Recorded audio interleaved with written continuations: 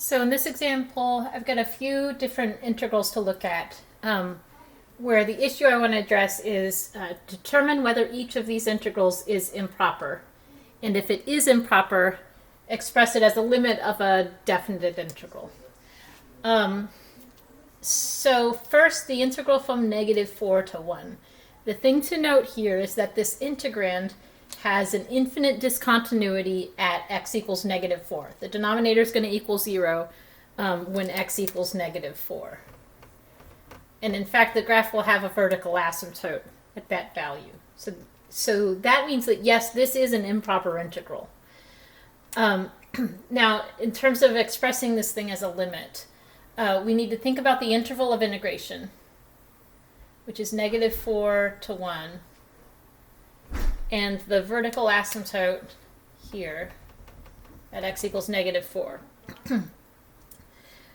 So we can't integrate at -4. This integrand here is undefined when x equals -4. Instead, we have to approach -4. So we set up a variable, I like to use t, and we allow t to approach -4. Now, the number line is what helps you see which side you're going to approach -4 from. So in this case, it's going to approach -4 from the right. So this integral in question A here is equal to the limit as t approaches -4 from the right of the integral from, so wherever your infinite discontinuity is, that's the one that we're going to replace with this variable t.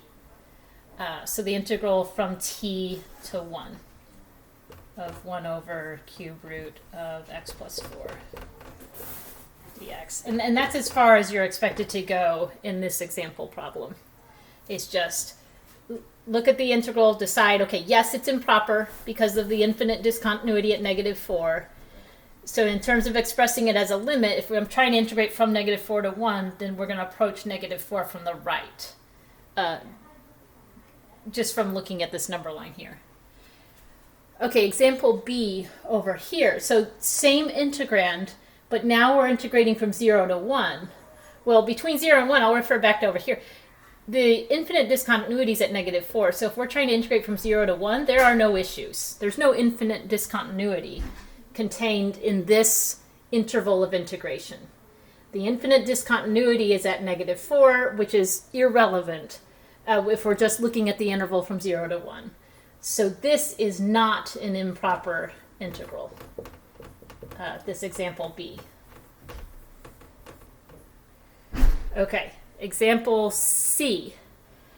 So now this function has an infinite discontinuity at x equals 5. That's what's going to make the denominator 0.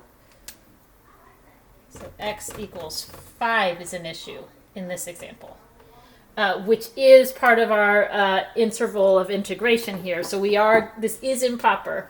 We are going to need to express it as a limit.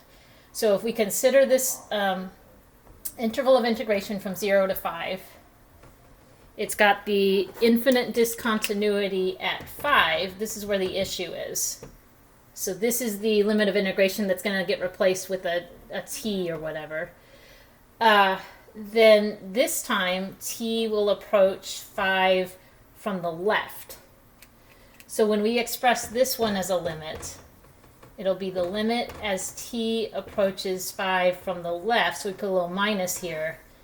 Integral from 0 to t, because it's the upper limit of integration this time that's located at that infinite discontinuity, x minus 4 over 5 minus x. The other thing with this example, notice, I mean, if the numerator is 0, that's fine. That just means that the output of this function will be 0 when x equals 4. That's not anything we're concerned about at all as far as whether the integral is improper or not.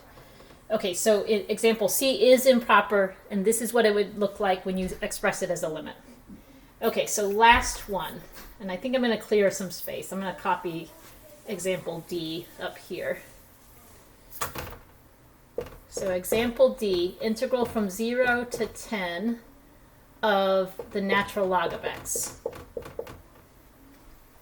So here's where you'll need to be familiar with the graph of natural log of x again. It looks like this. It's got a vertical asymptote. It does have an infinite discontinuity when x equals 0. So this right here is an improper limit of integration because the natural log of x has an infinite discontinuity at 0. So we can't integrate this from 0 to 10.